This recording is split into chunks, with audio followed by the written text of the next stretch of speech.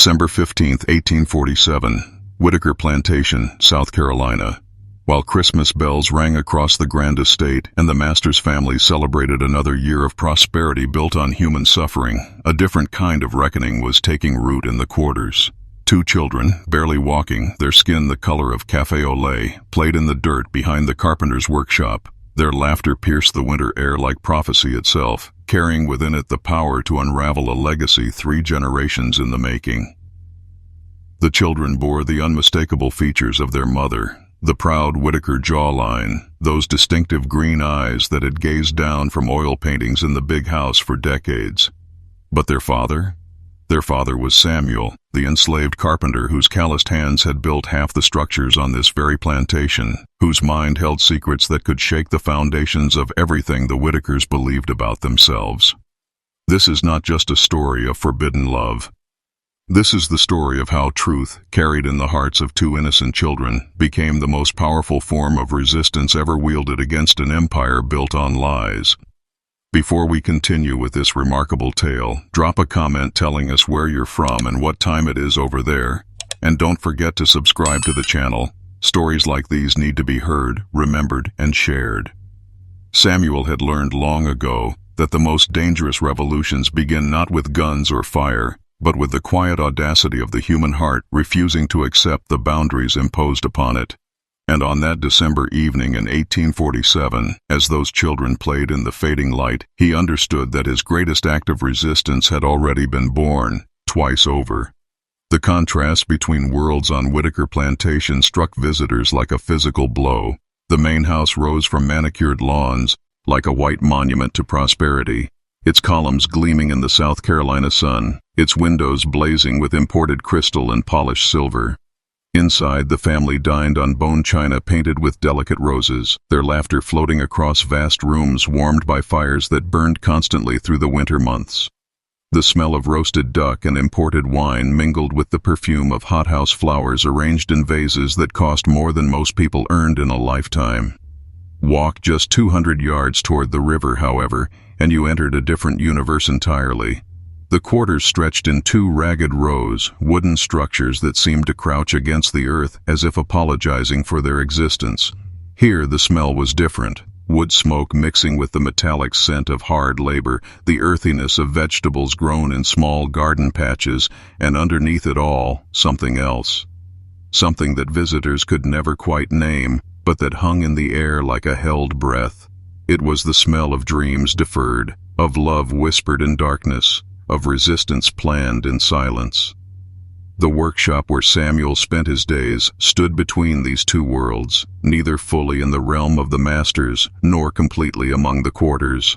It was here, among the scent of fresh-cut pine and the rhythm of his tools, that the impossible had taken root. The sound of his hammer had become a drumbeat, steady and sure, marking time until the moment when everything would change. He didn't know it yet, but that moment was already walking toward him in the form of 2 children whose very existence would prove more powerful than any rebellion ever planned. The seasons turned on Whitaker Plantation with a rhythm as predictable as Samuel's breathing, yet in the space between one winter and the next, everything had shifted.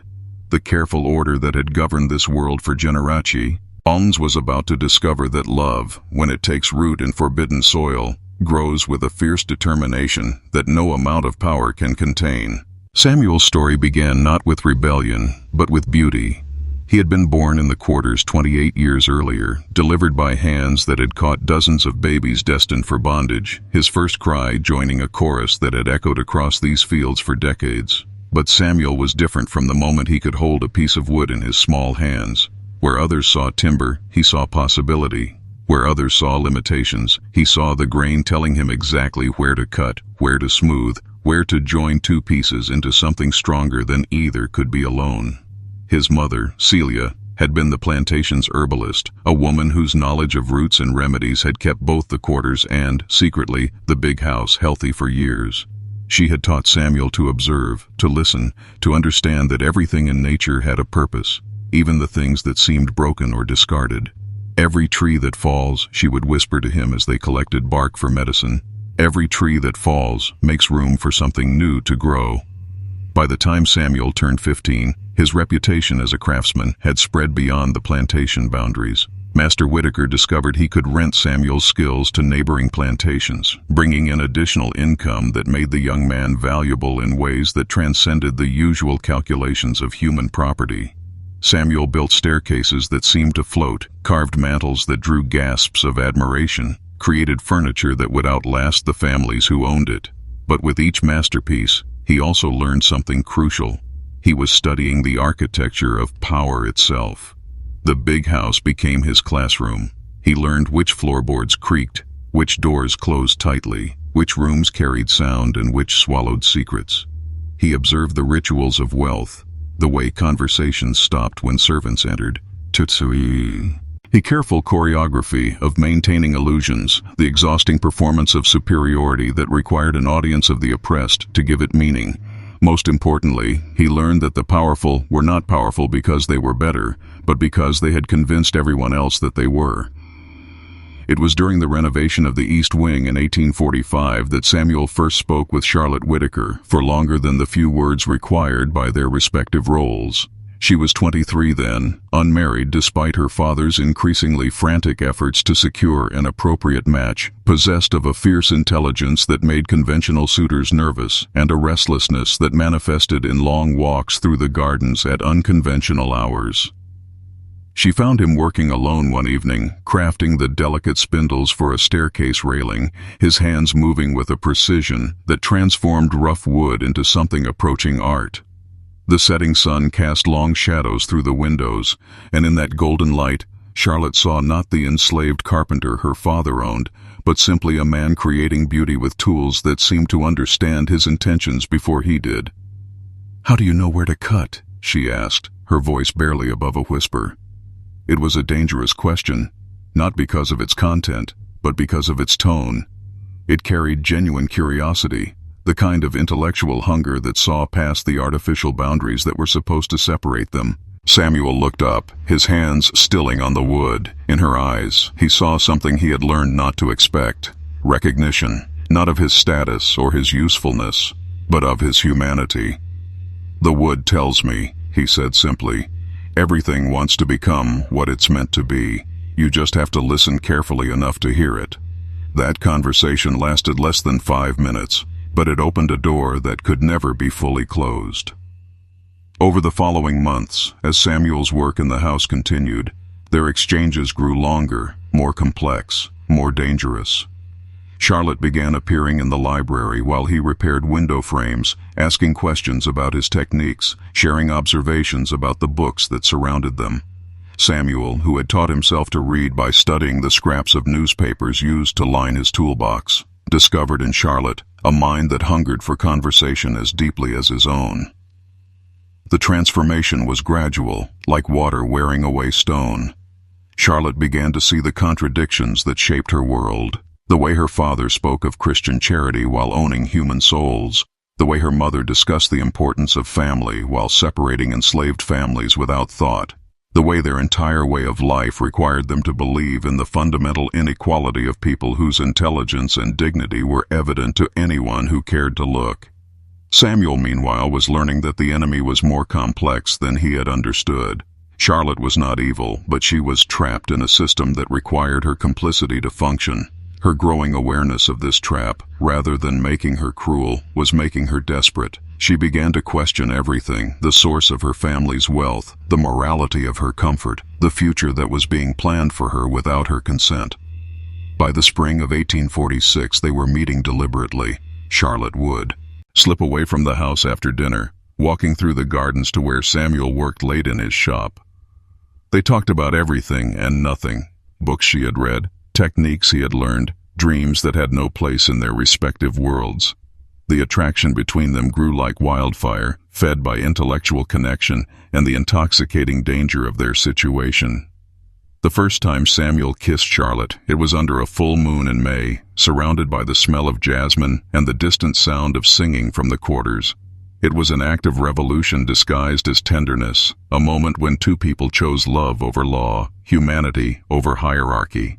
They both understood that this single kiss had changed everything, had crossed a line that could never be uncrossed. Their love affair unfolded in stolen moments and whispered promises. Charlotte would bring books to Samuel's workshop, and he would read to her passages he had marked, his voice transforming the words into something new. Samuel would show Charlotte the secret places on the plantation where wild herbs grew, sharing his mother's knowledge of healing, teaching her to see the land as something more than property to be exploited. When Charlotte discovered she was carrying Samuel's child in the fall of 1846, they both understood that their private revolution was about to become public. The child would be undeniable proof of their love, their resistance, their refusal to accept the boundaries that were meant to contain them. But it would also be evidence of what the law called a crime, what society called an abomination, what the Whitaker family would call the end of their carefully constructed world. Charlotte's pregnancy could not be hidden for long, despite her increasingly creative use of shawls and carefully chosen dresses. When the truth became undeniable, the explosion of rage from her family shook the very foundations of the plantation house. Her father's fury was matched only by her mother's horror, both of them grappling not just with the personal betrayal, but with the social catastrophe that was bearing down on them. But here was the thing they had not anticipated. Charlotte refused to name Samuel as the father. She refused to apologize, refused to show shame, refused to disappear quietly to some distant relative's house where the scandal could be contained. Instead, she held her head high and spoke of love with a clarity that terrified everyone who heard her.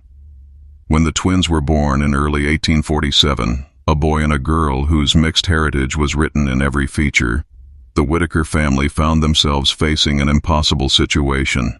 They could not hide the children, could not pretend they didn't exist, could not send them away without acknowledging what their existence represented. These babies were living proof that the racial hierarchies upon which their entire world was built were nothing more than convenient fictions. Samuel watched his children grow with a mixture of fierce love and careful distance. He had claimed them publicly would have meant his death, but his silence did not mean his absence. He carved toys for them in secret, left small gifts where Charlotte would find them, sang lullabies and the traditional songs of his people so that his son and daughter would carry the rhythms of their heritage in their hearts. The children's existence sent ripples of disruption throughout the entire social order of the region. Other plantation families whispered about the scandal, some with horrified fascination, others with a recognition that made them examine their own family's secrets more closely.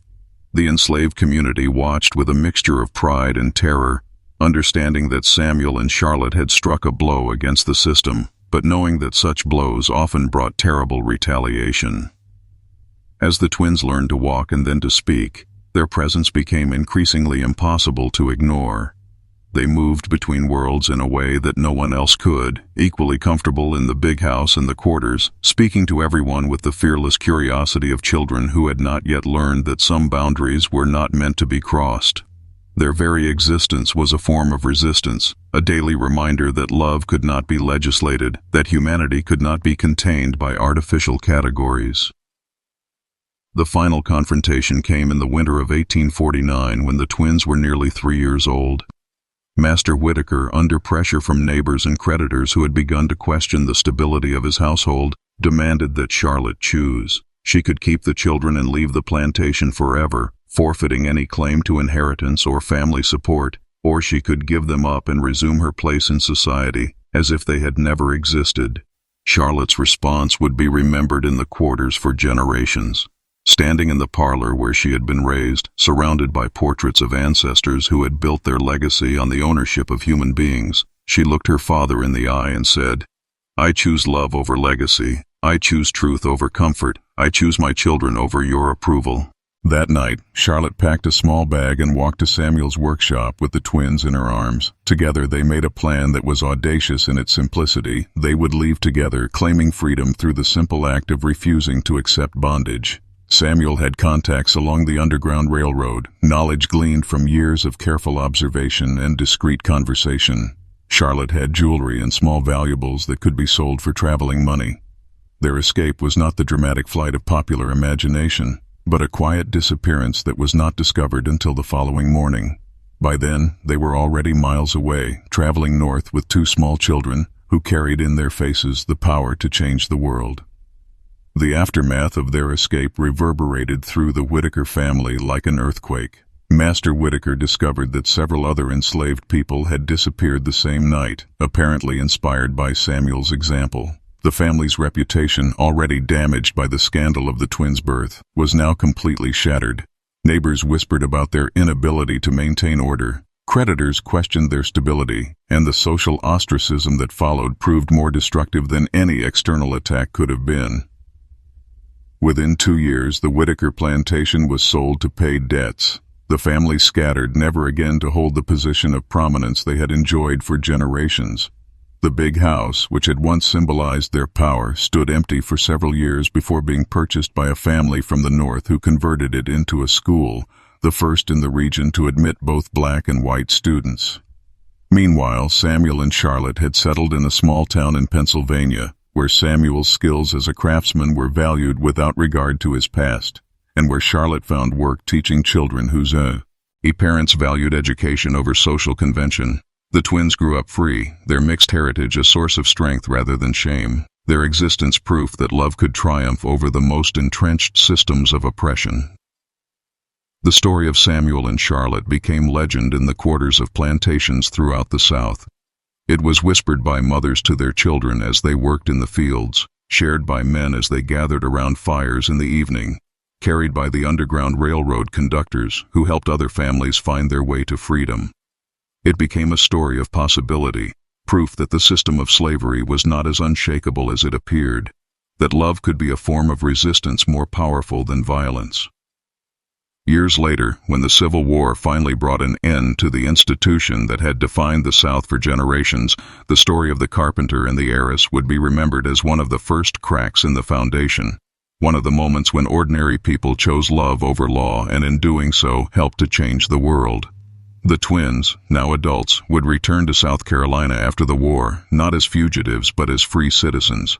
They would stand in the ruins of the plantation where they had been born, their children playing in the same dirt where they had once played, and they would understand that their parents' love had been more than romance. It had been prophecy. Samuel's tools, carefully preserved through all the years of travel and uncertainty, would be passed down to his grandchildren, along with the story of how love, wielded with courage and determination, had proven more powerful than all the laws and customs designed to prevent it. In the end, the Whitaker legacy was indeed toppled, not by violence or revenge, but by the simple, revolutionary act of two people refusing to believe that love was bound by the color of their skin or the circumstances of their birth. Their children, carrying the best of both worlds in their hearts, would grow up to be teachers and craftsmen, healers and builders, living proof that the future belongs to those brave enough to love beyond boundaries.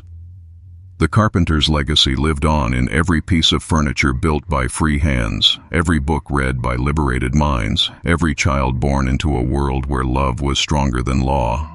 And in the whispered stories passed down through generations, Samuel and Charlotte's courage continued to inspire others to choose love over fear, hope over despair, freedom over safety. Their story reminds us that the most powerful revolutions often begin not with grand gestures, but with quiet acts of courage, a conversation between two people who saw past the artificial barriers that separated them, a love that refused to be contained by unjust laws, children whose very existence challenged the foundations of an oppressive system. What violence is buried under the beautiful facades we build to hide uncomfortable truths? Whose stories of love and resistance have been erased from the official histories?